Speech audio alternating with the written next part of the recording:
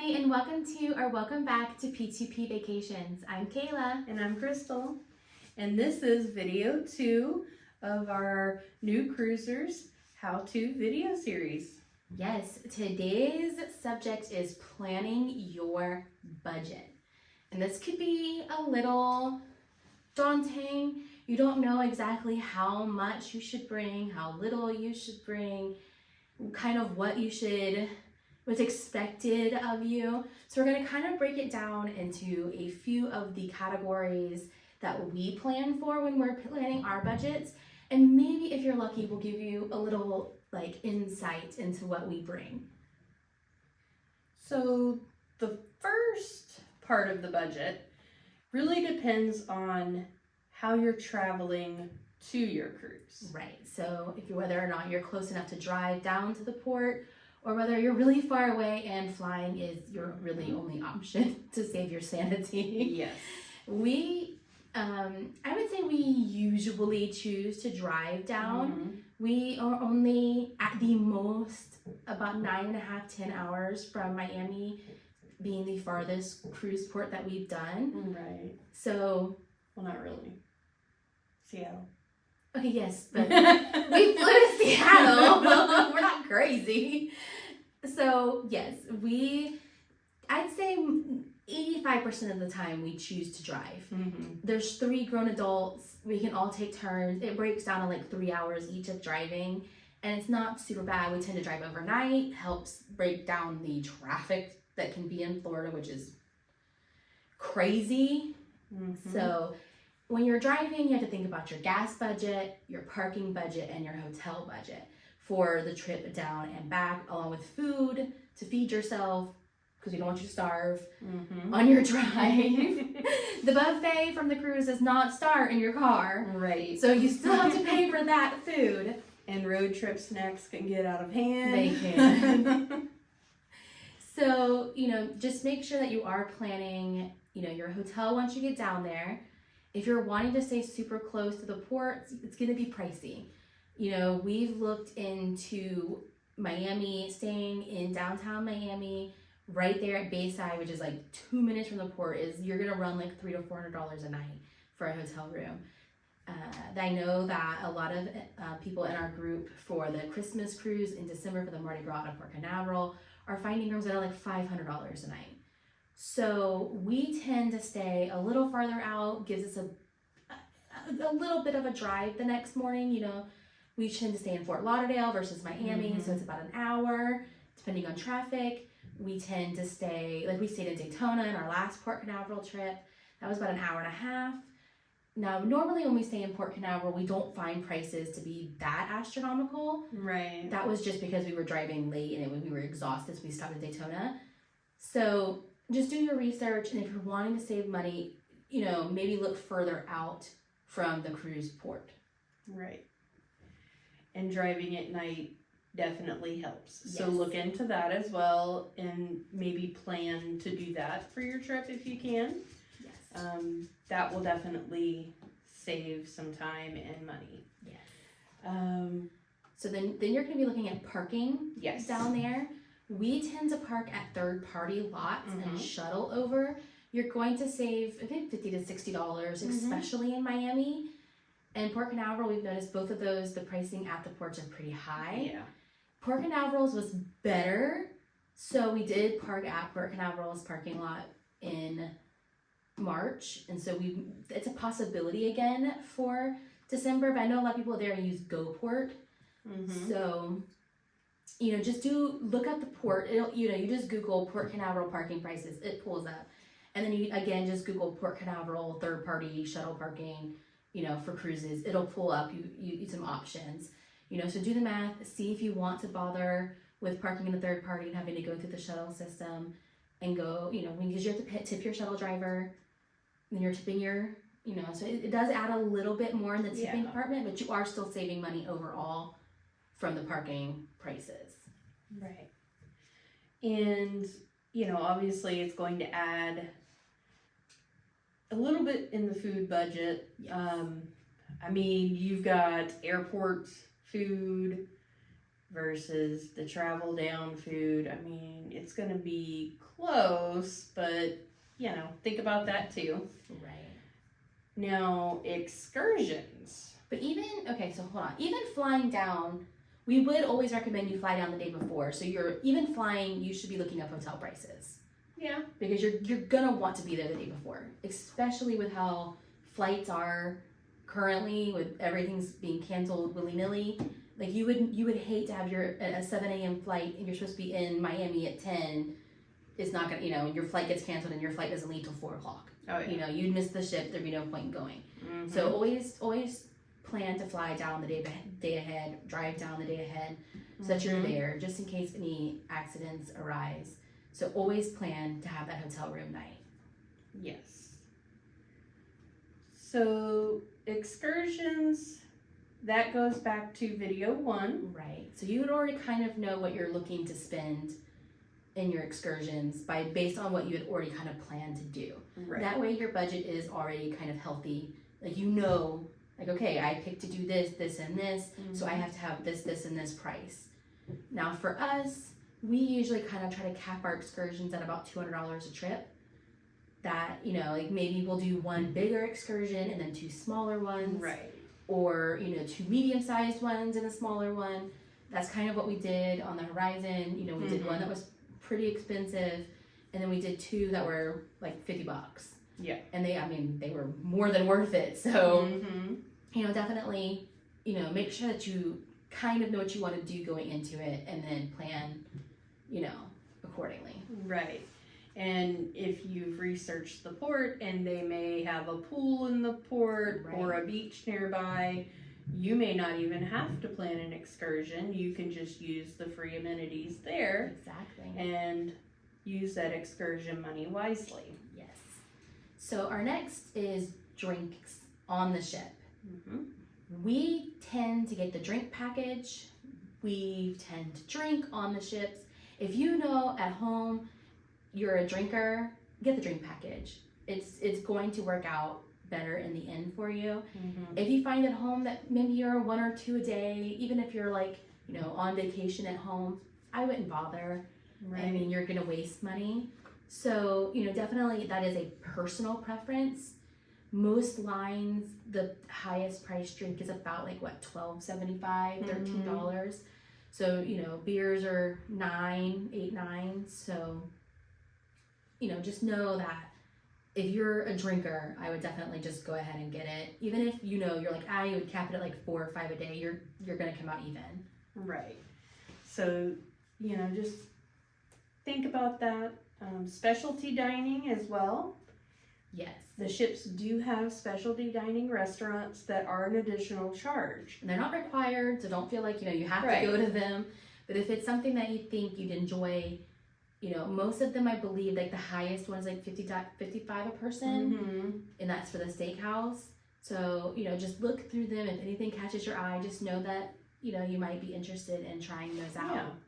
But, you still do have the main dining room and the buffets for free. Right. So if you want to include that in your budget, put that down as well. So tips. Hopefully when you booked your cruise, your travel agent had you include your tips for the cruise itself into your price. That way you don't have to think about it after that. That is how we do it. It is pretty much just makes it feel like it's part of the cruise fare, which I think the line should just go ahead and do anyway. Who really takes their tips away? Come on. These people will work hard for you. But you are expected to tip the porters at the beginning of your cruise. You're expected to tip any shuttle drivers, that bring you to the port. We tend to tip taxi drivers. I don't know that it's required, but we do. We just kind of round it up to the nearest. So if it was a $15 ride, we just give them a 20. If you go to any kind of all-inclusive place, you got to tip your waiters. Yeah. And then I know a lot of people do extra tip on the ship. Whether it's just $1 or $2 or drink, the crew really, really appreciate it. And they work hard for it. So just know that if you're a tipper, maybe bring some ones with you and be ready to tip on the boat. Now, it is customary to tip $2 to $5 per bag that your porter will handle.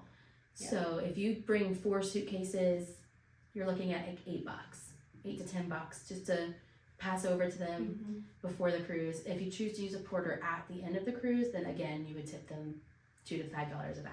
Yeah, so calculate that up and just make sure that's put away to the side. You've got that. You don't have to worry about that when you're there, and you're not fumbling around with that. Which we still always are.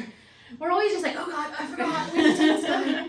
I try so hard Right? to keep it all together and separate it and get my ones. And We used to have envelopes. Mhm. We should probably go back to that. We used to Yeah. carry around like huge envelopes with everything written on it. So like, this went to there, this went to there. And we probably should go back to that because it keeps things a little less, like you're not just pulling money out and being like, why do I have $5 bills, just stuffed in here? Like, what was that for? Yep. Parking is something to research, like we were saying earlier. You can find the price of the port parking as well as the third party parking, and there's reviews. Definitely check reviews on. We recommend in Miami using one of the ones that's in a parking garage. Mhm. They seem to be a little cleaner, a little safer, and a little more put together. And I believe really the only one left in Port Canaveral is GoPort. Mhm. So, but I'm sure there are others. Just GoPort is the one that is talked about and reviewed and used the most by cruisers in Port Canaveral. And we really like Safe Cruise Parking Yes. in Miami. They have been fantastic. Yes, The twice we've used Yeah, them. twice now we've used them, and they're really great. So, but be prepared that it is going to extend your embarkation process because you are going to have to drive to this third party parking lot, park your car, wait for them to get their shuttle because they're bringing people back from the ship. So their shuttle has to come. They have to get those people off, get their luggage off, and then get you on and then get to the cruise port. Mm-hmm. And especially in Port Canaveral and in Miami, these are multiple cruise lines that they are servicing. So, they're going to start at one end and work their way to the other. So know what ship you're going on, know what cruise line you're going on. Don't get off on the wrong one. Just so make sure you're like ready. Yes. And, there's always traffic at the ports. So they normally have a time that they'll start the shuttles. Right. All that information is communicated to you by email. So they're very, very good at communicating. Yes. So make sure that you have that budget together. And it's going to be probably at least $75 to $100 is what I would budget. Maybe a little over $100 for a 7-day, depending on where you're at. But keep it nice. It's going to be a little more than what you're thinking. Right. It's kind of like airport parking. If you know, extended airport parking. Pretty much. So, and if you're taking an Uber, if you were, flying in or whatever and you're taking an Uber, they'll just drop you off and you're good to go. But again, the traffic, always take that into consideration. Right. The ports get crazy with all the coming and going because there is always people getting off the ships and people coming. Right. Every embarkation day. The turnaround time is like this long. Yes. Every time. So we usually budget, I think it's usually about $120 to $130 per cruise for parking. And so drinks, let's go back and the drink package is now up to $489. Yeah. I think it is. Carnival's is $59.95 a day. And that is before taxes. Right. Or gratuities, I'm sorry. Yeah, you add the 18% gratuity. 18% gratuity on top of that. So I want to say, I just did the calculations too because I was budgeting myself. I think it's $490. Is that to that? Yes, that's at $489 and some change. Now, Royals can differ. Yes. So can Norwegians, because a lot of the times theirs is including in their price fare. In their pricing, yes. It's so weird. Yeah. So, just know that, at least $5 to $5.50 is probably a healthy budget for the drink package. And like we said, most drinks range $12.75 to like $13 for mixed drinks, and then $8 to $9 for beer. And then like some lines do buckets of beer, which I think are about $25. So just know that like what you're planning on drinking for your budget. Mm-hmm. And then spending. Yes. This is where it's more of a personal preference. Mm-hmm. If you know that you're going to get off this ship and you're going to want to buy a shirt and a drink and a shot glass or magnets, Christmas ornaments, anything you can even imagine, they sell in these ports. Yes. Jewelry. Mm-hmm. You're going to get good deals on like real jewelry at like Diamonds International and stuff like that. So if you are looking to add like a expensive jewelry to your thing, make sure you're planning on bringing that money. Places like that though will take your cards. Yeah. Smaller vendors are going to want cash. Yes. So just know that we don't bring much anymore in the way of spending. When we were new, our entire budget was spending. Oh yeah. We were bringing like $800 in spending money and we were blowing through it. Yes. And we come home and we're like, why did we buy that? Yes. Like the t-shirts, yes, we love the t-shirts. Oh, yeah. We get Christmas ornaments at every port. Mm-hmm. And, we try to small things. So, but now I think my spending budget is down to like $200 to $300, depending on what port we're going to, and knowing like if I want to buy something in that port that I know only is at that port. Right. The spending really, it is up to you. I mean, if you have 10 people you're bringing souvenirs home for, you're going to need to bring a little bit more money. But typically the little trinkets and things like that, they really are low cost. They don't cost that much. Especially if you're like in like one of the small shops. Like if you're like in Del Sol, you're going to be paying prices like you would here. So just know that like if you're going into like a name brand store, you're going to pay higher prices. Yes, Margaritaville, those. But I love shopping at the, crafts people and the locals. I love buying from them. I like the handmade jewelry and the little wooden things. I like anything. They usually charge like $5 to $10 for stuff like that. Yeah, I love stuff like that because it is local to the area. And it's made by someone that is local. Right. So those are pretty cool gifts. Also, spending, if you're going to buy food in the area, drinks, water, different things like that, make sure you have some cash for that. And it really does differ. Like, Fat Tuesdays, Carlos and Charlie's, Senior Frogs, Margaritaville, their drinks can be a little pricey. Yeah. But you're also getting those huge yarn drinks. So just know that. But like if you're going to like a bar kind of off the beaten path, like they're usually pretty inexpensive. Food though at these places is also pretty expensive.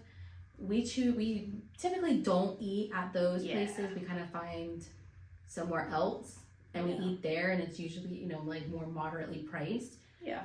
So just keep that in mind. If you're wanting to eat import and drink import, it can run you a pretty penny, right? Especially if you're at those places. Some other spending things that you might do in port are going to be alcohol. Yes. A lot of places. You have duty free alcohol, cigarettes, cigars, perfumes. Yes, I am typically the one that will purchase the alcohol in the ports. Right now I'm stocked up, but... Right, we have found that post-pandemic the prices have gone up a little bit. They have. Cozumel is not your place to buy alcohol. Grand Cayman is not a place to buy alcohol.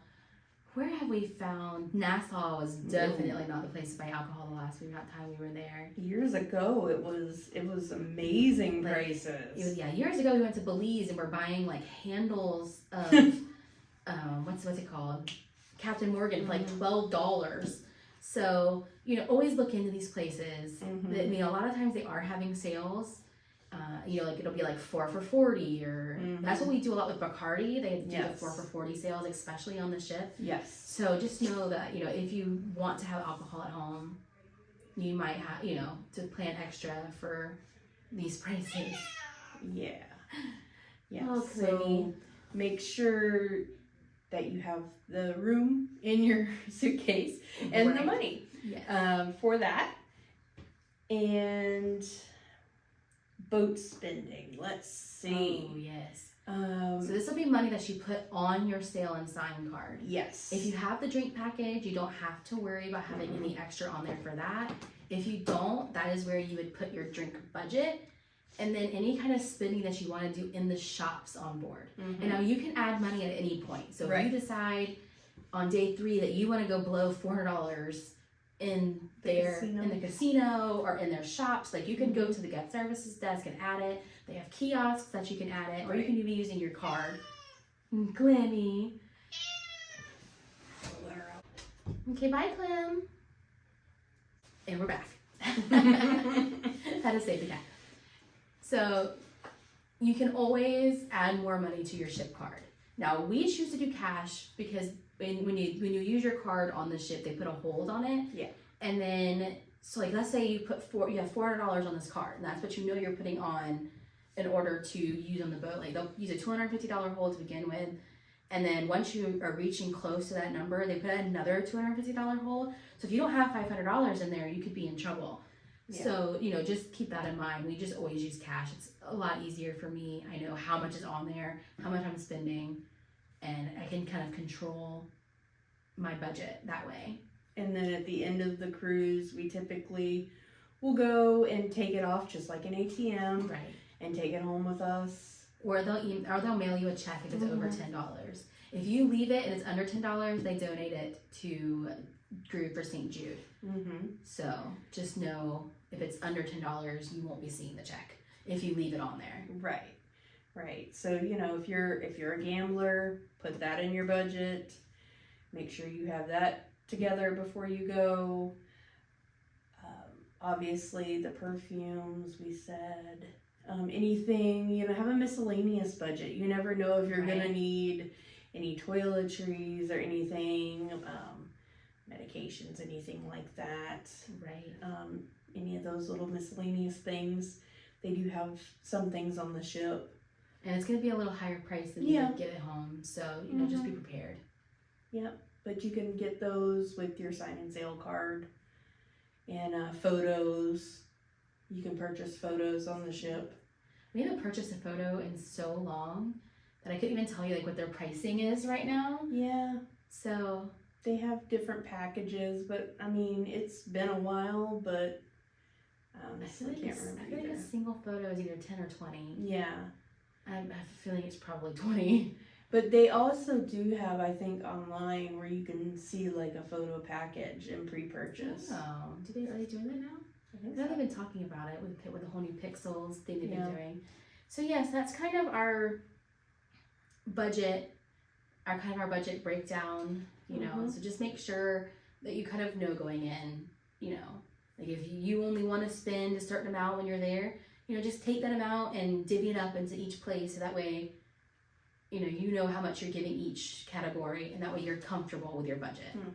Don't, overspend just because you feel like you have to. Yeah, you feel like you have to. I mean, like we said, we've been cruising for a while. We don't typically have the huge spending budget planned, and we know pretty much what we're gonna spend on parking and all of that, and you'll get there. You will.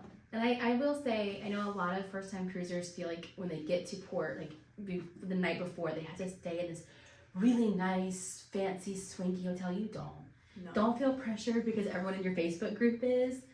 Stay where you're comfortable. Right. Like if you're more comfortable staying in a Days Inn, a little bit further out, and paying, $80 a night, do that, because downtown Miami is expensive, and you're gonna pay, Kardashian style money to stay down there. This ship is your vacation, Yes. This is just your precursor. And now, if you can afford to stay down there, do it. I'm sure it is great, but don't feel pressured into doing it just because that's where the ship is.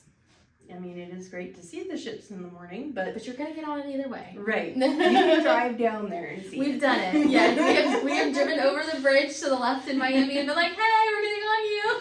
And then bye. We're coming back around. We'll see you in a minute. So you're still gonna say your experience, we promise. Yes. Okay, well, we hope this helps, and we'll see you in the next video. Bye. Bye. I feel like that was a little long. What? I smell cookies. Is she cooking cookies? I don't know.